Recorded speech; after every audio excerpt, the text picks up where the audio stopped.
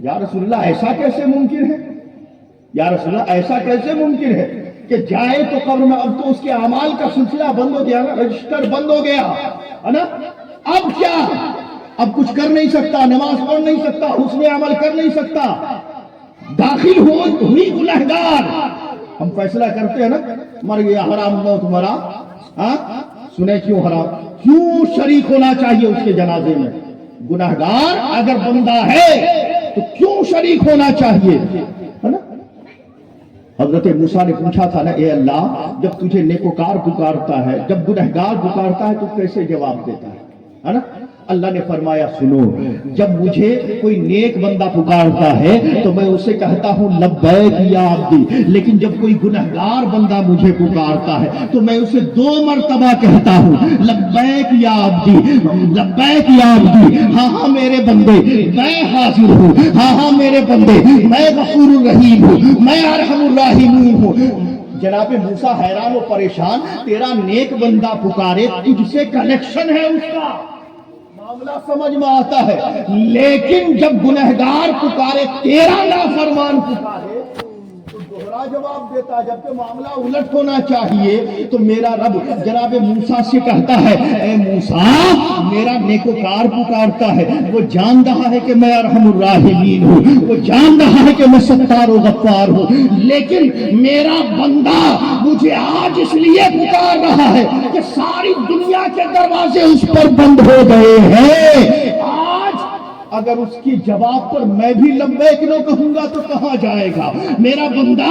کس کے حضور جائے گا؟ میں بھی اسے آسرا نہ دوں گا تو کس کی بارگاہ میں جائے گا؟ میں تو اس کا رب ہوں. تو بہرحال میرے آقا نے ارشاد فرمایا میری امت قبر میں داخل ہوتی ہے گناہوں کے ساتھ، وَتَخْرُجُ مِنْ قُبُورِهَا لَا ذُنُوبَ عَلَيْهَا، اور جب نکلے گی کوئی گناہ نہیں. یا رسول اللہ کیسے داخل ہو گناہ کے ساتھ؟ کیسے؟ تو میرے آقا ارشاد فرماتے ہیں تمحص عنہا باستغفار المومنین، وہ اس لیے اس کے گناہ جھڑ جاتے ہیں کہ مومنین اس کے لیے استغفار کیا. اللہ نے دروازہ کھلا رکھا کہ نہیں؟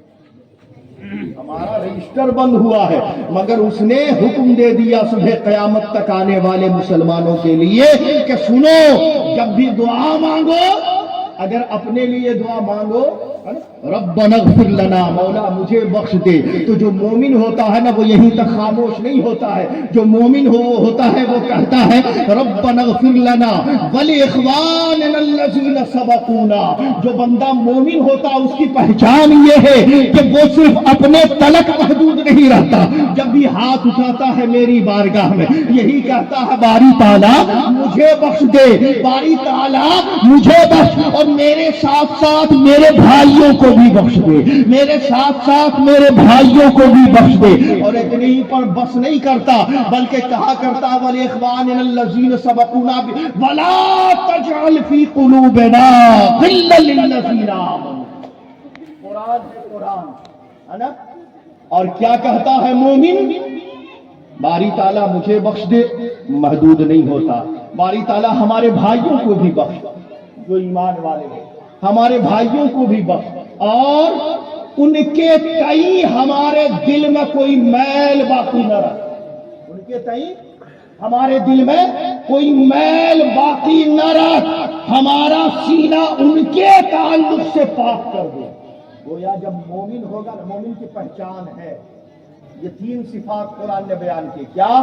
اپنے لیے مانگنا، اپنے بھائی کے لیے مانگنا، اور ان کے تئیں یہ بھی دعا کرنا کہ ہمارے دل میں کوئی کینہ نہ ہو. تب مومن ہے. یاد رکھیں جب تک سینے سے پاک نہیں ہوگا، خدا کی قسم رب کا نور ایسا پاکیزہ نور ہے جو دوئی کو برداشت نہیں کرتا. رب فرماتا ہے میں وحدہ لا شریک ہوں، میں وحدہ لا شریک ہوں. اگر کسی کے دل میں اگر کوئی اور ہو تو پھر میں اس پر اپنا تجلی نہیں ڈالتا ہوں، ہٹا دیتا ہوں، اس لیے کہ میں بے پرواہ ہوں، میں بے نیاز ہوں، میں بے نیاز ہوں. اگر دنیا اس کے دل میں بسی ہو تو میں پھر اپنا نور اس کے دل سے نکال لیا کرتا ہوں. اگر کینہ بسا ہو رب کا نور نکل جاتا.